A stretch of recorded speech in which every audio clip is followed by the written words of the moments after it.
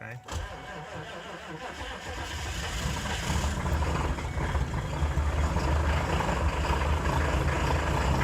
So, it's cold. Yeah. It's kind of windy. I don't know if you can tell, but we are still in New York. Yep. Truck's still not ready.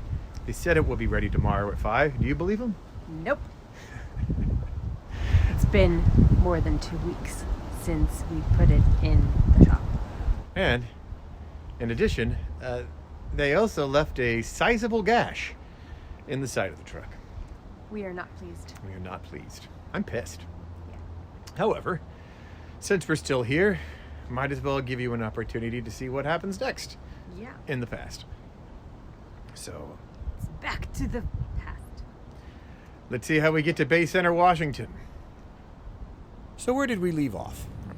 Spent the entire day before in 2 cars, a plane, 3 buses, and 2 trains, trying to get to Oregon from Southern California, with nary a drop of my cherished routine of 3 daily cups of coffee. And finally fell asleep at my friend Corey and Wynn's log cabin in Canyon Beach.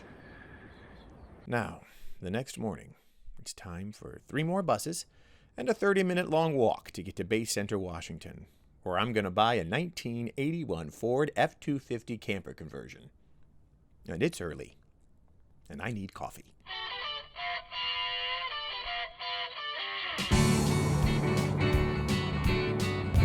Yep. I remember every little thing as if it happened only yesterday. Back on all the buses and there wasn't any coffee in sight. And I never had my phone out in time to set the shot and shoot it. Hope I'm not a fool, adventure gets me high as a kite. The carburetor is new and the engine is tight. Can't you drive all day and still keep up at night? Oops, forgot a bag. Ugh. I do not have to do the walk for 30 minutes because the owners of the RV are going to give me a ride. It's fantastic.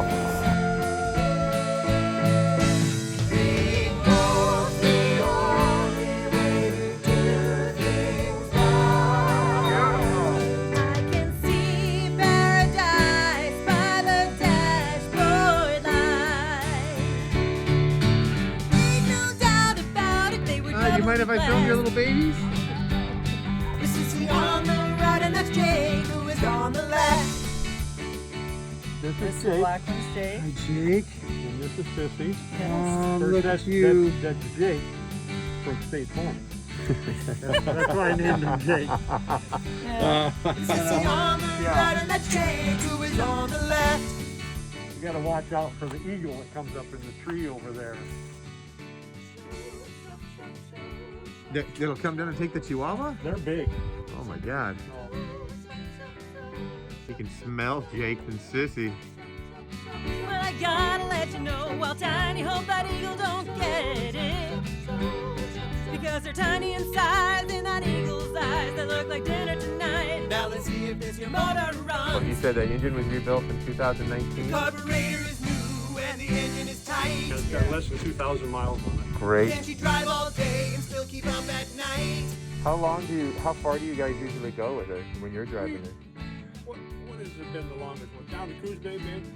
We travel 6.5 hours. So, I know she's an older vehicle, but just hoping with the work that was done on the engine and everything that she'll be sound enough to... It runs like a top. Christopher just texted me that he's on his way, which we freaking bought an RV. Holy crap. Wait until you see this thing, guys. No idea. It is perfect. I will say that it's called the Paradise Inn. Paradise by the dashboard light. I am now the proud owner, as is Maya, of the Paradise Inn, and we're going to come visit you in next month. There you go. I might just buy one of his knives. His knives are beautiful. You should buy one of his knives. All right, here's to the next step. Yeah. So, as it turns out, she's not quite ready yet. I had to actually put her in the shop to replace the master brake cylinder. Actually not an expensive fix, which is good, but it does mean I had to leave the Paradise Inn in the middle of nowhere, Washington. So now I need to figure out how to get there this morning to pick her up from Cannon Beach. I don't know how I'm going to get there, but I know at the very least it's going to be another bus. Well, here's to adventure, huh? Fuck it. Yes. Oh, shit.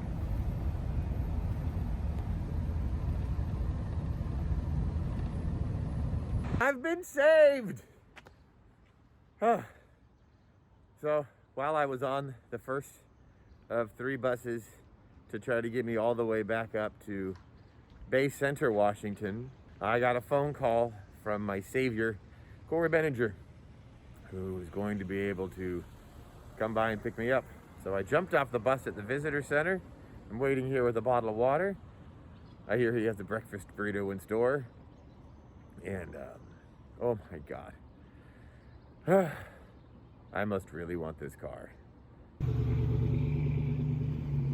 Pretty alone out here, but that does not mean there's no coffee available. I'm going to need some sort of stimulant to navigate through until I finally pick up Paradise Inn. We're getting closer. Let's see. Come on, coffee. Where are you? What is this? You're not closed, are you? Nope, that's a smokehouse. That looks good, but it is not what I need right now.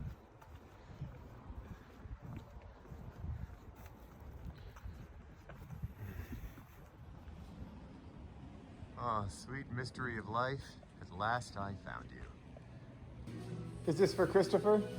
Thank you so much. Ah, sweet, chocolatey, caffeinated elixir of life.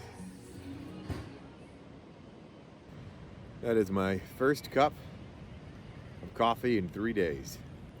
It's incredible. Now, it tastes like mud at this point, and I would still think it's incredible. While reveling in the much-needed balm to my soul of 4 shots of espresso, dark chocolate, and steamed almond milk, I felt some of the exhaustion from the 2-day-long trek just slip from my shoulders into the sand at my feet, knowing that the next big leg of the journey was just made a hell of a lot easier by the generosity of a man who I very much admire.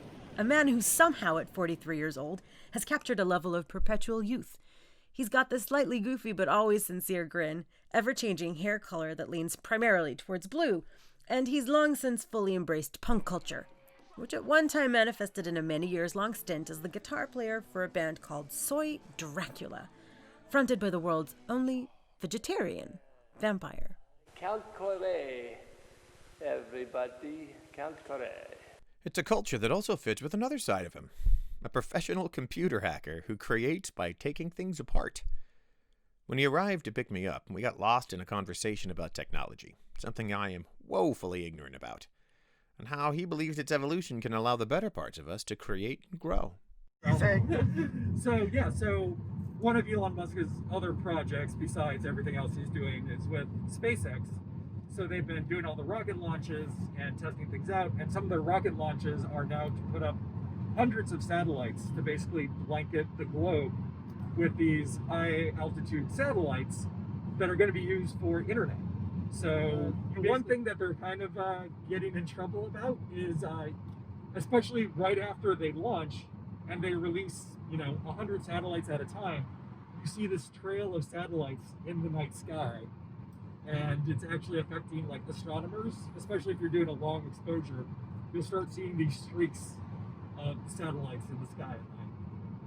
Just means they're shooting stars. We're making our own shooting stars. There you go. I think it's going to look really pretty. If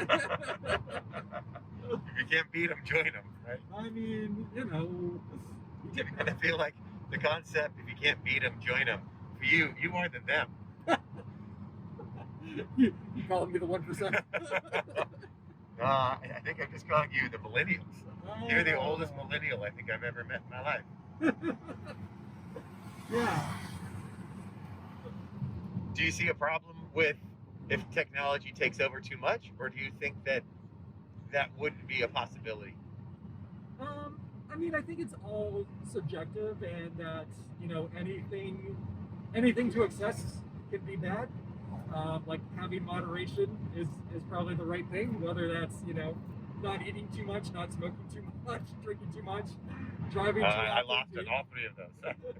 Right. Apparently, I do not understand moderation very well.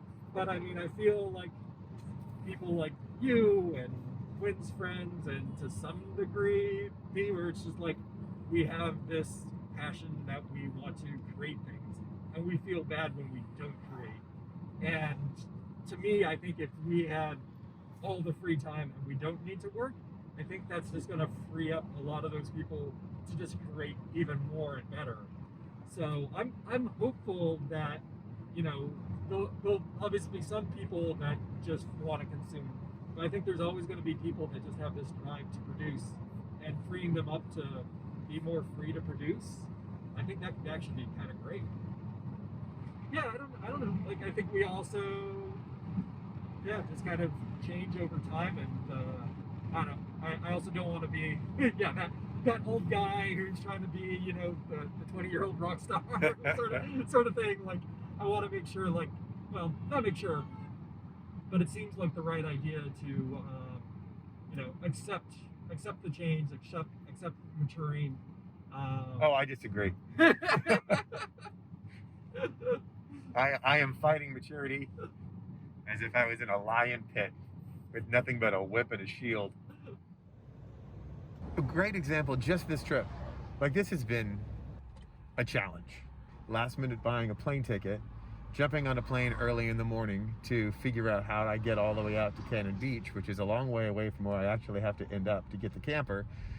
Spend the night in Cannon Beach, see some really good old friends. The next morning, get up early, get on 3 buses and possibly a half an hour walk to go all the way out to Washington, to then look at this old RV, meet a couple, look at all of his knives, drive all the way down to the middle of nowhere, Washington, in this tiny little town of Long Beach, where, you know, I have this little mechanic shop that was actually not where they said they were normally located, because that one closed down, and then dropped the car off there to get looked at, end up leaving it there to go back to your house, to get up in the morning, to possibly get on 3 more buses, to get another car ride down, to pick up the car. Like, I'm exhausted and I'm tired and I get frustrated, but I feel happier than I felt in a long time. Well, I do like the idea of, like, you gotta keep that sort of youthful energy and whimsical curiosity, and the imagination of, like, youth to be able to envision things and be okay with, you know, my days are usually fairly structured with plans, but I feel you're pretty good with, like, all right, we're gonna whatever comes and stuff like that. And Wynn's actually really good about that too, and I'm trying to embrace that more and keep that aspect of, like, sort of that youthfulness. But what are you feeling like you're rebelling against that maturity aspect? Ooh. I don't want to do the things that everybody tells me that I'm supposed to do. Oh shit, I am that angsty adult. That's terrible. That's awful. Well, we have to say goodbye to my superhero, Corey. Thank you so much for everything. Yeah, no problem. I'm glad you could come and visit, even if it was kind of like short notice and not a whole lot of beach time. But yeah, you guys drive back up this way, camp out, stay a while. Without a doubt. Absolutely. Sweet. All right, here's to the next journey, and we'll see this guy in like 3 months. Sweet. Enjoy your blueberries. Oh, all of them. Yeah.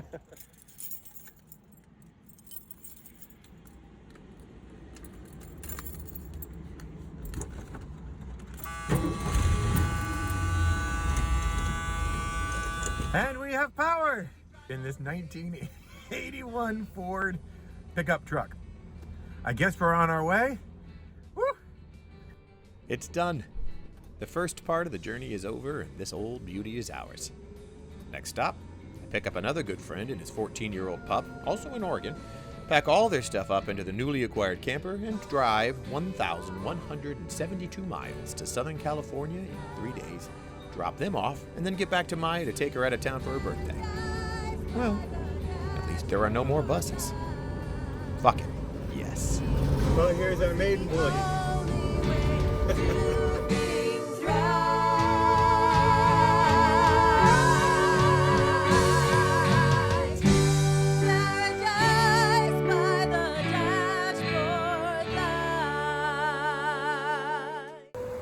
And here's to pivoting. Well, fuck.